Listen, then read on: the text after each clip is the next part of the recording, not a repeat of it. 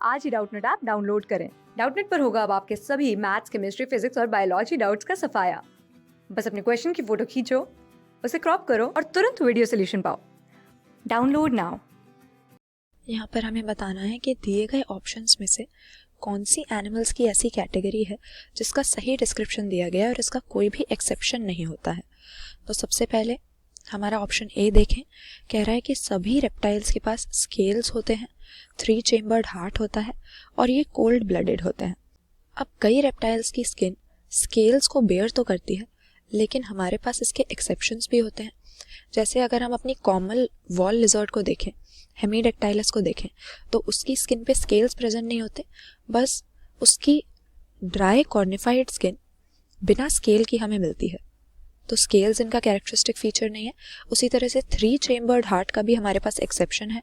वैसे तो सभी रेप्टाइल्स के हार्ट में 3 ही चेम्बर्स होते हैं, लेकिन हमारे पास जो क्रोकोडाइल होता है, रेप्टाइल होने के बावजूद भी वो बर्ड्स और मैमल्स की तरह 2 ऑरिकल और 2 वेंट्रिकल वाला 4 चेम्बर्ड हार्ट रखता है, तो इसका भी एक्सेप्शन हो गया। कोल्ड ब्लडेड टर्म हम सब रेप्टाइल्स के लिए यूज कर सकते हैं।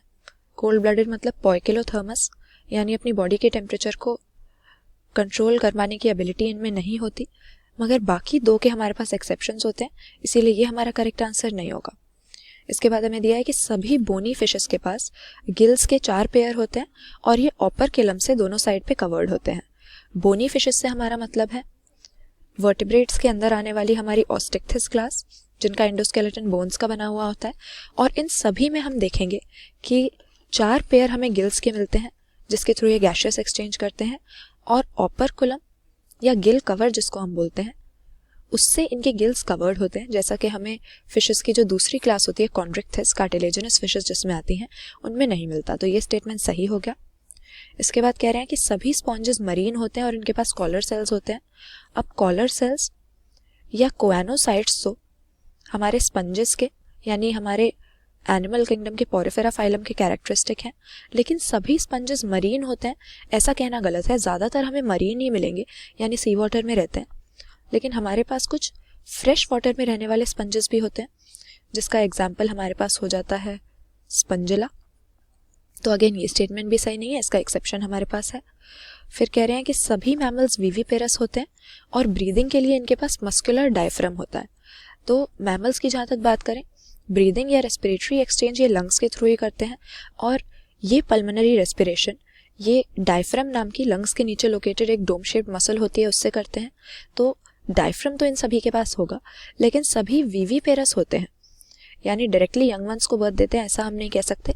ज़्यादातर मैमल्स में हम विविपेरी ही देखेंगे, लेकिन इसके हमारे पास अगेन एक्सेप्शन होते हैं, क्योंकि प्लैटिपस और एकिडना जैसे कुछ हमारे पास प्रिमिटिव मैमल्स हैं जो मैमेलिया क्लास में आने के बावजूद भी ओवीपेरस हैं, एग्स ले करते हैं। तो ये भी हमारा गलत हो गया।